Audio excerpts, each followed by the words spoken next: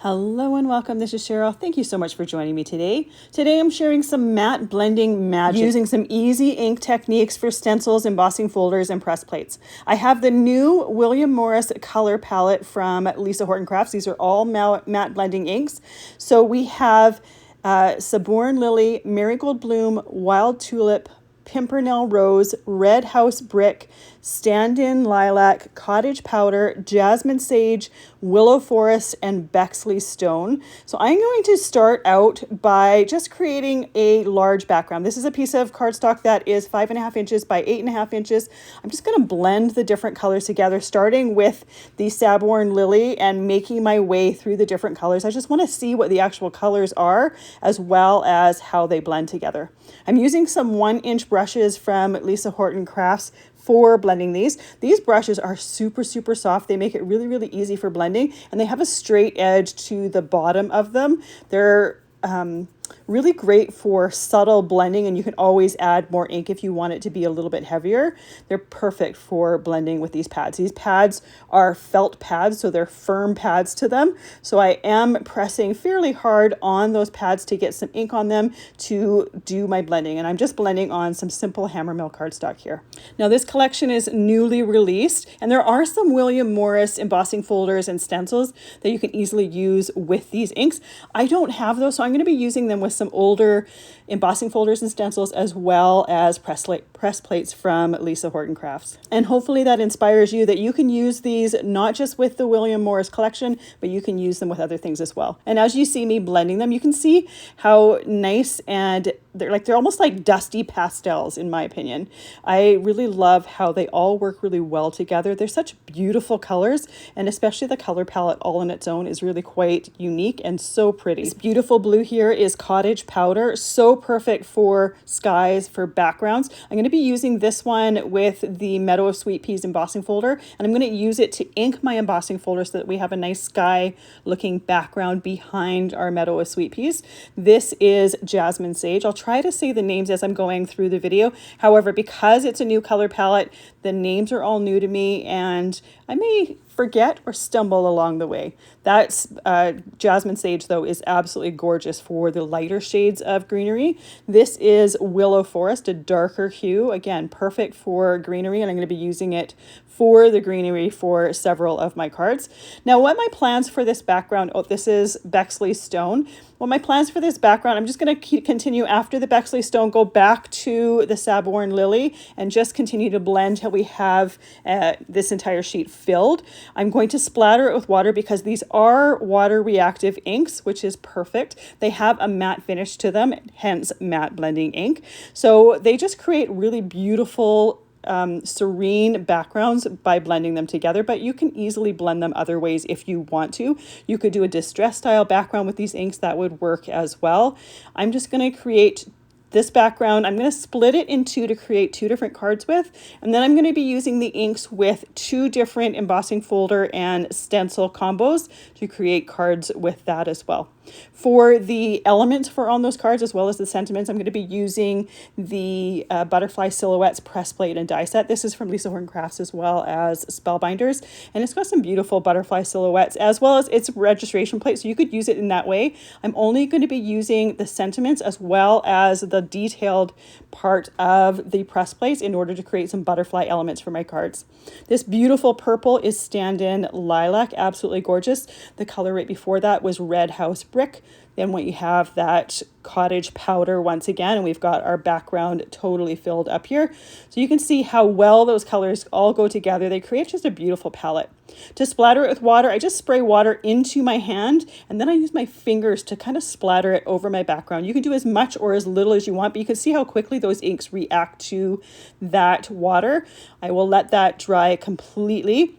Before I let that dry completely, I wanted to add a little bit of a shimmer splatter to the background.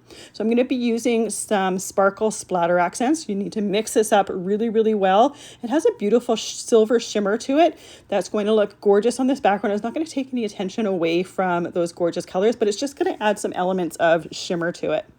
So the splatter accents actually dry quite quickly. I'm going to cut this background in half so we have two pieces that are 4 1/4 by 5.5 inches. For the second one, I wanted to change the splatter up just a little bit, so I'm going to also add raven splatter accents. This is going to be black splatter that has a gold shimmer to it. It's just going to add a little bit of extra detail to this background, and for this one I'm going to be using the Butterfly Silhouettes press plates with some black embossing powder to tie in with that black splatter. So this is the Butterfly Silhouettes press plate and die set. Like I said, I'm going to be using the sentiments as well as the detail part of the press plates. There's two different butterflies. There's one that has the side profile and then just the one that you can see both wings nice and evenly here. I'm going to be doing some of my press plate embossing on screen. Some of it's going to be off screen because it's fairly repetitive. This first one here, I put a little bit of embossing powder tool on my hammer mill cardstock. I have it taped to the clear plate. I'm using some embossing ink on those press plates. I put the clear plate to the base of the better press system and then run it through my die cutting system to press that ink right into the cardstock. Then I'm going to take it off and I'm going to pour some black embossing powder on it. And anytime it's possible when I'm doing press plate sentiments, I like to use extra fine embossing powder. If it's not possible, I'll just use regular, but I do find the extra fine gives you a little bit more detail, especially with those really fine sentiments. Once I have it poured on there, I put the excess back in the container and use my embossing tool in order to melt that powder. So for this one, I did black embossing powder. For the rest of my embossing, I'm going to be doing silver embossing powder. Now I choose to heat emboss my sentiments as well as these butterflies. It gives them a metallic or shiny finish for the black embossed background. It also gives it a little bit of extra texture. Because these matte blending inks only have a matte finish to them, I like finding different ways of adding a little bit of texture to just take it to the next level. So it's just not one solid finish through the entire project. So for this next embossing, I just moved that love sentiment over and then I'm embossing it with some silver embossing powder. Now, I am doing the same sentiment plates for all 4 cards. I wanted to just keep those nice and simple and really have the focus on the beautiful matte blending colors as well as the different features on them. I didn't really want to change up the sentiments all too much between the different cards, but you certainly could if you wanted to. Now, both the butterfly as well as the sentiments all have dies that coordinate with them. So when I'm placing them on my better press system, I'm making sure to leave some space between them so that we can place those dies and not or I have enough space. When you die cut with this particular set, it leaves a white halo around the butterfly as well as those sentiments. So I don't want to put those press plates too close and have those dies or have not enough space to cut those dies properly. Now, when I'm doing my die cutting, I will put the dies on my embossed pieces and tape them in place. If by chance a die overlaps another die, I will leave it off and I will wait and die cut that separately. We do not want our dies to be overlapping. So for this one, just like the black, I just poured that silver embossing powder over top and it is super fine powder. Then I heat emboss those sentiments.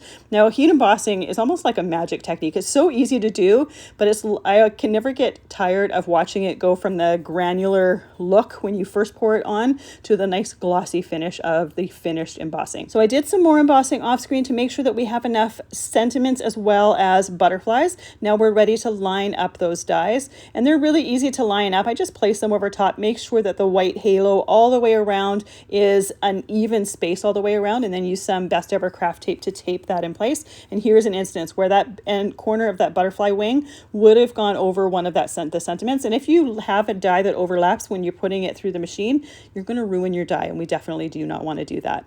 So as I am cutting these sentiments, I will put them over to the side. If by chance I have any extra sub sentiments once I'm done, I like to put them in a little Ziploc bag right in the same package. That way, the next time I go to use that set, I might already have a sentiment or a sub sentiment done, ready to go that I can use for that project. For the mat for this card, I'm using some hammer mill cardstock that I've trimmed down to 4 inches by 5 1/4 inches. And I just used the silver shine pad from Lisa Horton Crafts to just ink around the outside edges. You can see that I just re-inked that pad. It's really quite juicy. We got lots of ink on there. I'm going to set that over to the side. My ink blended background here is trimmed down to 3 3/4 inches by 5 inches. And to add a little bit more interest to the background, I'm going to be using a couple stencils from the stencil deck to add some extra pattern. pattern. I am going to be doing that ink blending with those matte ink blending inks. First, I'm going to start with the Bexley stone, doing these little swirly bits on the corners. I want them to look a little bit like greenery because we're putting butterflies on here. I thought a little bit of kind of greenery, stems, sticks type thing would be appropriate. So I started this stencil here with green. Now for this particular stencil, I don't have a problem with my stencil brush going outside the edges of the stencil. You'll see when I do my next background, I just take some scrap paper and just cover the edges of the stencil just to make sure that I don't accidentally go over the edges. Anytime the brush is going to get a little bit too close to a stencil edge, it's easy to just mask it off, and the easiest way when I'm working with a tacky mat like this is just to grab some scrap paper just to cover those edges to make sure that I have it stenciled exactly how I want and I don't accidentally put some ink where I don't want it to go. My next stencil here is some leaves, so I'm going to be using the Willow Forest in order to stencil those leaves in there. You could also do a couple stencilings of the leaves with some Jasmine sage if you wanted to add a little bit of a lighter tone, but because we have our whole background ink blended, I thought the darker green would be a little bit more visible on that background. So I'm moving it around in a few different places so that it's not just one stenciling from that stencil. These are mini stencil pieces or stencils. They are the size of a playing card, and the whole deck has 52 of them. It's where you can see where it got its name, Stencil Deck. They're great. They have some fabulous patterns in there and they're so fun to use. I have another video where I use them to create some backgrounds. I'll link to that at the end of this video. They're just great, perfect for mixed media if you just want to add a little bit of stencil pattern in different areas. But some of them are the pattern that they have, you can line it up and create a larger pattern if you want to. For my butterfly, I'm also using those matte blending inks to ink the colors onto the butterfly. The embossing is going to completely resist the ink, so we're still going to see the silver embossing here. Now, when you die cut those butterflies, it does leave a halo around the outside of those butterfly wings. So when I'm inking them, I am getting ink around those outside halo bits. If you want it to be more precise, you could use some detail scissors and you can fussy cut them. I opted not to and just to do the ink blending over the whole thing. I like the finished result, but like I said, if that's something that is not your cup of tea, you can easily just go and fussy cut around them. It's a fairly simple shape other than the antenna for the butterfly. In my opinion, it looks fine with the ink around it. Ideally, I'd love it if it was die cut closer to the butterfly wings, but that's not the look of this particular one. I was going to put this butterfly up more in the right-hand corner, right where I'm putting the sentiment now, but once I put it down there, the colors were too similar to the background that I had on those butterfly wings, so I opted to put it more towards the bottom left corner and then save that open spot for the sentiment there. So I put the love sentiment as well as some of the sub-sentiments with it. Sometimes I'll tuck those sub-sentiments underneath the scrolly bits of the main sentiment, and sometimes I'll put them over top. It just depends on where I want those sentiments to lie. Either one works properly and works perfectly, and you can even have them separated a little bit if that is how you prefer it. For the next card here, I'm using the one embossed with black embossing powder, and I started by using the Pimpernel rose just inside that open part where the antenna is. When I chose the colors for this butterfly, I made sure to look at my background, where I wanted my butterfly to go, and choose colors that were not going to conflict with that. The center part of that butterfly is inked with the Willow Forest. The next color is that beautiful Cottage blue, and then we have the Standen Lilac for the outer edges of the wings. So for my stenciling here, I'm mostly using the chunky brushes from Lisa Horton Crafts. They're a little bit more dense. They still have those soft bristles on them, but I find you have a little bit more control when you're ink blending with them. With the 1-inch brushes, because they're so soft, the bristles are a lot longer, so it makes a larger area. It ink blends a lot in a larger area, and I didn't want the whole background of my butterfly wings basically to be one color. For this next stencil here, I'm using the coffee rings. I'm starting off by using the Standen Lilac, and I'm making sure to choose a color that is different from the colors that are underneath. So we're working over some yellows and oranges or peaches, and I'm doing the purple over top of that. I wanted to make sure that the inking for this is going to stand out between or stand up from that background. I moved that stencil to a new area, and you could use a damp cloth to clean that stencil off if you want, but because of the style of card that we're doing, I'm not really too worried about that. For this next part, I'm using the Red House brick in order to stencil this corner, and the last corner is going to go in the bottom right, and we're going to be using the Bexley stone for that. So just because you have one stencil doesn't mean you have to do the same color over the whole thing. I definitely recommend using a tacky mat to hold your pieces and stencils in place. It also works well to hold that scrap paper in place while you're masking off areas that you don't want that ink to go. But it's a great way to just add texture to that background super easily.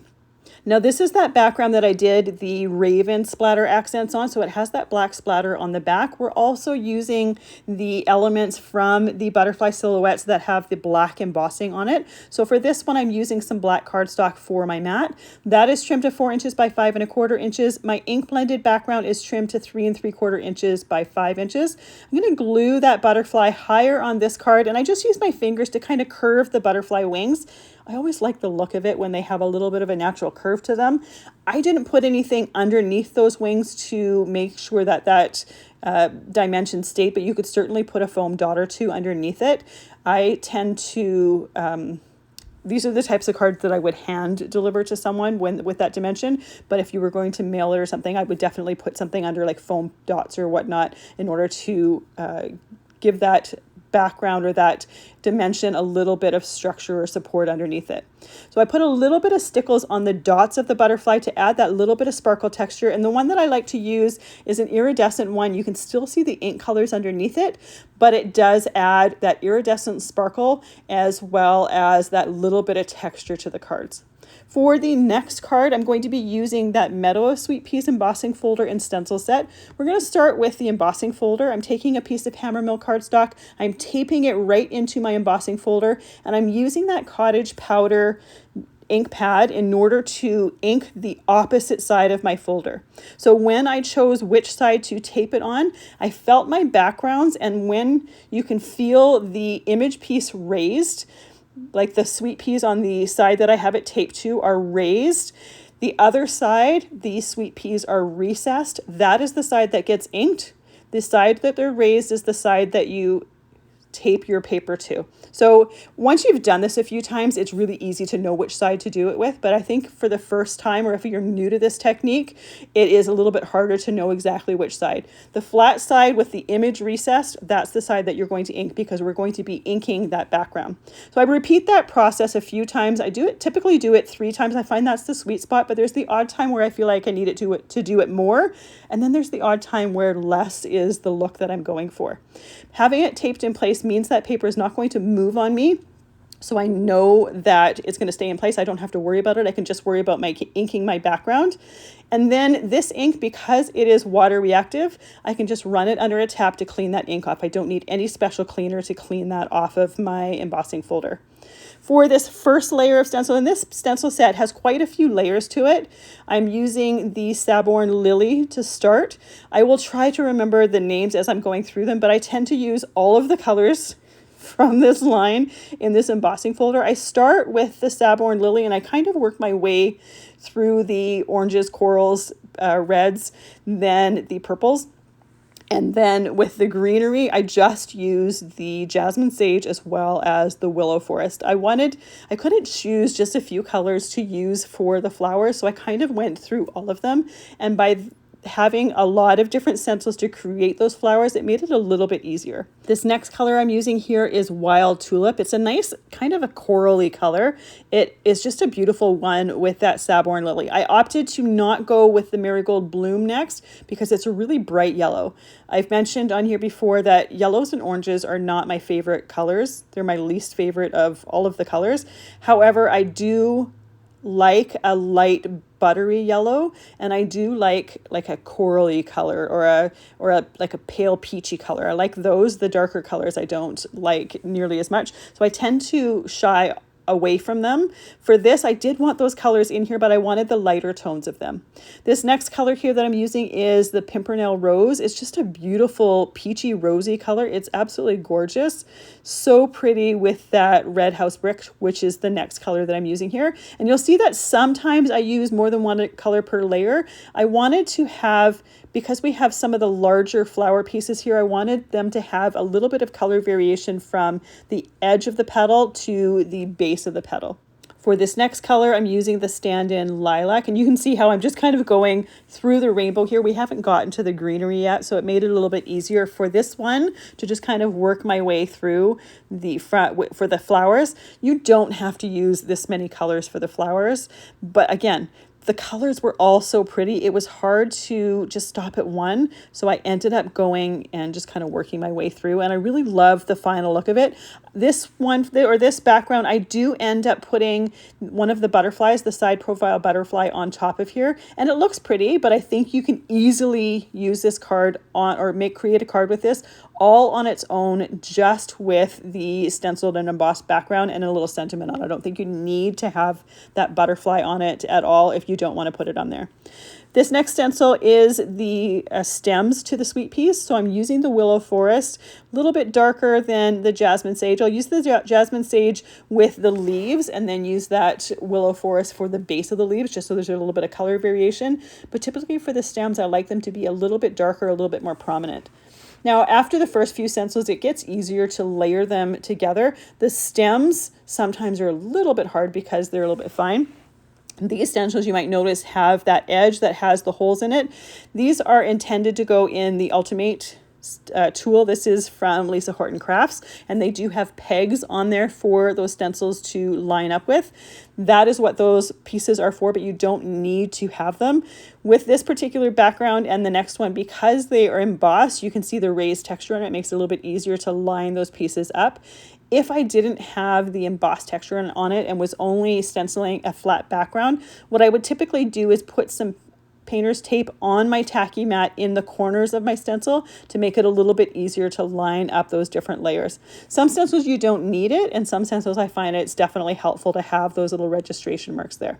So the next several layers are different leaves and stems pieces. So I'll be using the Jasmine Sage to start with all of them, and then I'm going to be going back in with that Willow Forest. So for this part here, I'm using the larger brush from Lisa Horton Crafts because it covers a larger area. It's just a little bit, it puts a little bit less ink on there, so I can choose where I want to make it heavier and where I want to make it lighter. For areas where I want the ink to be specifically heavy, like this here with the Willow Forest for the base of those leaves, I will go and use those chunky brushes because they're a little bit more dense and I have a little bit more control getting some darker areas with them. I'm going to leave those two pads out because I do plan on using those for several different layers, because there's a lot of different layers to create those leaves as well as those stems. So for this one, again, once again, going in with the Jasmine Sage, doing it with the larger 1-inch brush, then grabbing the chunky brush and going back in with that Willow Forest where the bases of the leaves where I want it to be a little bit heavier, as well as some of the stem areas. So the next stencil has some detail pieces to those leaves. So for this one, I'm only going to be using the Willow Forest, going right over top of the detail of the leaves as well as some of those stems, just being a little bit heavier. I want to make sure that I can see those details right on top of the Jasmine Sage. Now you could go and grab other Lisa Horton Crafts inks to go with these William Morris ones, but I did want to be a little bit more challenged and keep with this color palette, but the color palette all works so well together, so I don't think you need any more colors, as well as the fact that it has like every color of the rainbow, just in different shades or different tones. This color, or this stencil here, is detail pieces on my lilacs. So I'm going to be, or my lilacs, on my sweet peas. The color I'm using is Standen Lilac. So on top of the red areas or the brick areas, I'm going to be using that Standen Lilac. On top of the Sambourne Lily and Wild Tulip, I'm going to be using some of that same red brick. So I'm basically, for the detail for those flowers, I'm kind of looking at what the color is underneath there and choosing a color that's going to show up well on top of that color. I don't want to be using the same color as the base, even though I'm using smaller brushes for this so that the color will be heavier. I want to make sure that I see that detail. So here's that background. And like I said, I use a butterfly on top of it, but that background on its own is just so beautiful. You don't necessarily need it.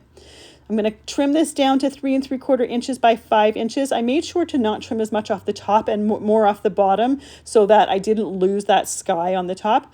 I trimmed a piece of hammermill cardstock down to 4 inches by 5 1/4 inches, and I'm using that Red House brick to ink blend around it for my mat. You could try find a solid piece of cardstock that worked well with it. I find that because I have my paper and my inks out, it's just easy to get one of the ink colors that I used for stenciling and create my own mat. This way I know that it's going to be the exact color match to one of the colors in my stenciled background. I can also choose whether I want to stencil it evenly or whether I want to create some areas that are lighter and darker and more interest. I'm taking one of the stencils from the stencil deck that has a cloud on it, and I'm just laying it over one of the solid pieces of that sky, misting it with my Mighty Mister just to create some texture in the background. Now I only did one cloud.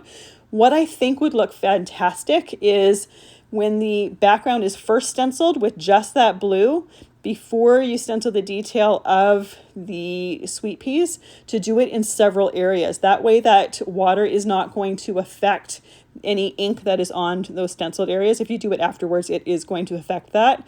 However, I didn't want to wait for that water to dry before stenciling, so I opted not to do that, but I definitely think it would look fantastic to have those clouds all in behind, or a couple more clouds in behind those sweet peas there. So just like my last card, I chose where I want my butterfly to go, and I chose the colors that I went with so that they would show up best on top of the area that I was putting it in. So I put some Standen Lilac, then I used a little bit of the Pimpernel Rose, and then the Sambourne Lily. And this way it's going to show up really nicely on top of that Cottage powder in the background there. I'm having it sit just on top of one of those little sweet peas. Then I'm going to put my stencil as well as my sentiment as well as my sub-sentiment towards the bottom of the card. And you can see by putting these pieces on top of it, it does make it a little bit busier. So again, you don't need to have that butterfly on there. You can absolutely leave it off. I wanted to put it on there because I've used this stencil a few times before and I haven't had anything on there. And I wanted to just try a different element on top of it. And I think it looks nice this way, but again, it looks gorgeous on its own as well. So it's not necessary to have that there. For the last card, I'm going to be using the Arty Daisy embossing folder and stencil. And just like my last one, I'm going to emboss my background first, but I'm not going to ink that background. I'm going to have it just with the white background with the raised image stenciled. So I put it through my die cutting machine, and what I forgot to mention with the last one is some of the Lisa Horton embossing folders are a little bit thinner than the Spellbinders 3D embossing folder. So I have a piece of index cardstock that I just keep on hand. It is folded in half, and if I find that my sandwich isn't quite enough for embossing on the 3D embossing setting, I will just put that in my stacking just to tighten that up just a little bit. Once I have it embossed how I like, I can put it on my tacky mat and we can start ink blending our Arty Daisy. So this one doesn't have quite as many stencils as the last one, but for the flower itself, I do start off by starting with the Sambourne Lily and working my way to the Pimpernel Rose, or sorry, the Red House Brick. For the leaves, I start off by using some Willow Forest for the pieces I want to be darker. Some of them I want just Jasmine, Sage, and Willow Forest. And then for the swirls and things around behind the daisy, I kind of focus in on the Standen Lilac as well as the Cottage powder. You can easily change up these though if you want to. For the flower here, I use the Sambourne Lily. For the next layer here, I'm going to go in and use that Wild Tulip. Again, this is just the pale peach color, and I'm concentrating that color towards the center of the flower, making it lighter towards the edges. I want to kind of have a gradual gradation between the colors. So after doing that Wild Tulip, I went in with the Pimpernel Rose, and then I went in with the Red House Brick and just really deepened the color towards the center. For the next layer of leaves, I'm starting with that Jasmine Sage. And just like before, I will make it lighter towards the top or the tip of the leaf, darker towards the base. And I'll go back in with that Willow Forest with the chunky brushes to make it darker towards the base of that leaf, just to give it some color variation or some deepness to it. For the center of the flower, I'm going to be using that Bexley stone. You could also use one of the other colors for it. I wanted to keep it fairly neutral though, so I opted for that. We have a couple pieces, or a piece here that goes behind the flower itself as well as behind the greenery. I'm going to do that with the Cottage powder. I just love that blue. It's such a beautiful blue. Then we're going to be doing some more behind the flower. That is going to be with the Standen Lilac, the Cottage powder. I just pick them as I go. This one also has just a center, or a more inner center to that flower that I went over with some Willow Forest, and I'm going to be doing some of the greenery with the Jasmine Sage and then some with the Willow Forest just to deepen it. Now for these next layers behind the flowers, I just kind of pick and choose whether to go with the Standen Lilac. Here's the Standen Lilac, or the Cottage powder. I just kind of pay attention to what colors I've already put behind there before and try not to put the same color beside the same color. I try to make it so that we have different colors beside the other one, so that we can really see the daisy in the center of it. Next, we have another one that has some area behind the daisy, as well as area behind the greenery. So for this one behind the daisy, I'm just doing a little bit of that red house brick.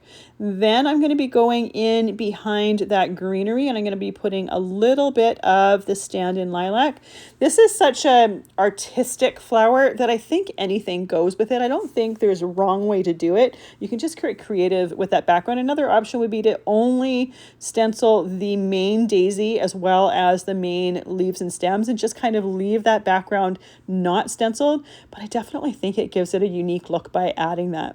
This next one here, I'm doing that Cottage powder, both behind the flower as well as the areas behind the greenery. And I'm just using the 1-inch brushes because I don't necessarily need it to be super dark. I can do different layers with those brushes if I want some areas darker and some areas lighter.